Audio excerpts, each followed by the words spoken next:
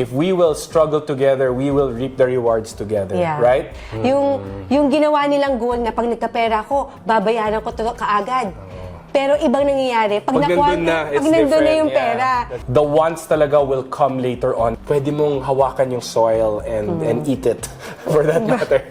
How we got out of debt. Now, this is something that, again, I saw as a comment na parang, we understand that you were in debt. But Doug, Cheska, how were you guys able to get out of debt? Diba? So we'll try to break it down for you guys. Okay. So number one that we had to do was to adjust our lifestyle. In other words, we had to prioritize what we had to pay first. So adjustment of your lifestyle could be yun, yung mga shopping, wag na muna mag-shopping. Yung mga kain-kain sa labas, pwedeng kain na muna sa loob ng bahay, di ba? Yeah. That's a very big savings that we were able to adjust, the eating out. Kasi kung one restaurant lang ang pag-usapan natin na kinainan nyo, it's actually not that expensive.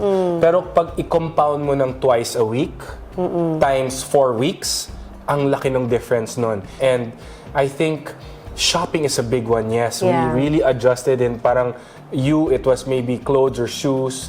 Mine naman was gadgets we needed to set aside na parang we need to stay away from that first. Let's just keep on saving, right? So, yeah, I think that really helped us a lot. Another thing, you and I never stopped working hard. Oh, yeah. So, part of the adjustment of lifestyle, hindi kami pwedeng magtamad. If there's work opportunity, we will do it. And we will do it together. Number 2 that we did, consolidation of debt. In other words, we owed some money to a few of our friends, my family, my mom, and then one of our investments, we still owed something. And a big one, credit cards. Now, credit card was a priority that we needed to address.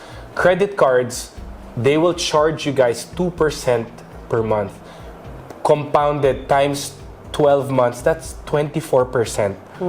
So in other words, if you have credit card debt, you need to settle that first. We needed to adjust that and consolidate, so we were able to get a loan. That's how we were able to consolidate our loan, kasi we did not have the capability of borrowing from a family member a big sum. So we got a loan from the bank and pay off all of this. A bank personal loan is very different from a credit card interest payment. Next. Prioritize payables. So, Doug and I, when we were in debt, we were able to get a lump sum of money. And when you get a lump sum of money, siguro a big payment, what you can do is prioritize first what you need to pay, because I know that a lot of people, they get excited. So don't forget your goal and your priority. When that happened to Doug and I, when we were able to get a big payment, what we did was we paid off all of our debts first. And then, kung ano yung natira, actually, sinave natin yun We didn't even touch it because we still didn't have enough money for us to spend it. So what we did was, we still set it aside. So again, it's prioritizing and knowing what you have and knowing your expenses. Kung pwede ka pang mag-save ng money na yon, save it. Right. O, diba? Kung eksakto lang siya. Yes, we were able to prioritize payables. So, in order for us, now that we've tried to settle our debt, we don't want to go back into debt. So what we did was we were able to prioritize payables, prioritize our utility bills, our needs. The wants talaga will come later on because we don't want the cycle to repeat again, diba? Exactly. A big part of getting out of debt is staying out of debt. And you need to practice that same routine or that habit. Thing that habit. And if there's anything left, save. And then if you want to reward yourself, that's perfectly fine. Diba? Part of getting out of debt for us is investment fruits. So what is that, babe? Remember that we mentioned a previous vlog that we were forcing ourselves to invest in a property, a real estate. But for the first 5 to 7 years, it seemed like it was a bad investment. Yeah. Diba? And since we were not naman pushed to really sell it, we were able to reap the rewards of keeping it.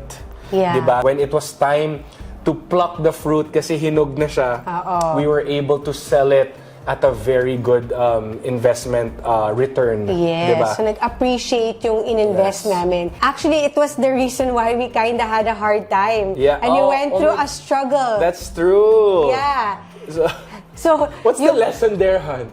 Actually, Suffer alam mo, first, enjoy later. actually, we became too, a little bit too ambitious, but It worked out. it worked out. Investment fruits were a big help for us to get out of debt. Okay. Next, Continue to invest.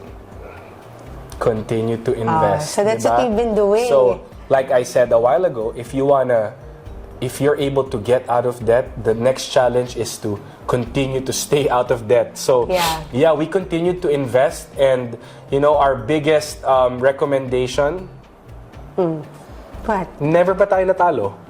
Ay, oo. Yeah. What's the? Properties. Real estate. Yeah. Find a place where you can invest in real estate. It's a good hedge against inflation. Kasi inflation will continue to go up. If you leave all of your money in the bank, your money after 2-3 years is pretty much exactly the same it was 3 years ago. But inflation will go up. So the value of your money continues to go down. So if you want to hedge, bring it into real estate. I studied that. I know, he knows so much kasi he studies about finances and everything. But I did this even before that. So real estate is a very good investment.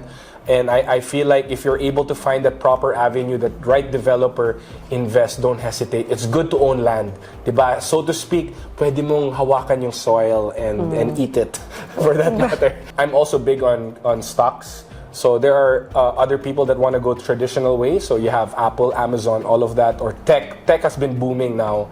For me, I believe in cryptocurrencies. So I was able to also get good returns from cryptocurrencies. I was scammed top 2 times. Okay. What are the tips that you can give? The tips is invest in different things. So I think out of my 8 top investments, 2 were a scam. 2 were a scam, but guess what? I only invested what I was willing to risk. Ayun. Lastly, set aside an emergency fund. Ayun. What is an emergency fund? So you have your own savings. Yes. Yung own savings mo na yan, dapat hindi ninyo itatouch yan. Yan yung para sa family ninyo, sa inyong mag-asawa. Yeah. Yung emergency fund naman, it can be divided into other things. Pwedeng for hospital, di ba? Pwede yung mga, kung may mga gustong umutang sa'yo, yun lang yung budget mo doon. Yun lang yung pwede mong galawin. Kasama sa emergency fund yung pang-utang. Okay. You'll never know, diba? Yeah. Diba? Or somebody might need your help, diba? Yeah. Meron tayong ganon. We set But aside for that. we have a rule when it comes to lending other people. We always lend knowing na hindi babalik. So we will never give more than what we have committed. But yes, emergency fund usually is set up with another bank, with another account. In other words, para hindi ka matempt gastusin, iba yung emergency fund mo. And emergency is true to its term. If there's an emergency and your savings is a bit diluted, then you can go tap in the emergency fund to pay for that emergency. And part of the emergency fund is actually you keep loading it. So when you have a bit Extra. yes, you keep setting aside on that emergency fund na lumalaki siya, 'di ba? And I think that's very crucial kasi when emergencies happen, what do? We either sell what we have bought, the wants, or we use up what's in our bank, our savings, which is not good. So set aside an emergency fund. So these are the ways that we got ourselves out of debt. And it's also something that we keep coming back to, and it's something that we keep talking about and discussing. And we hope that this has helped you guys and that it has been a fruitful time with us today. Till the next topic, guys. Take care. Bye. Bye.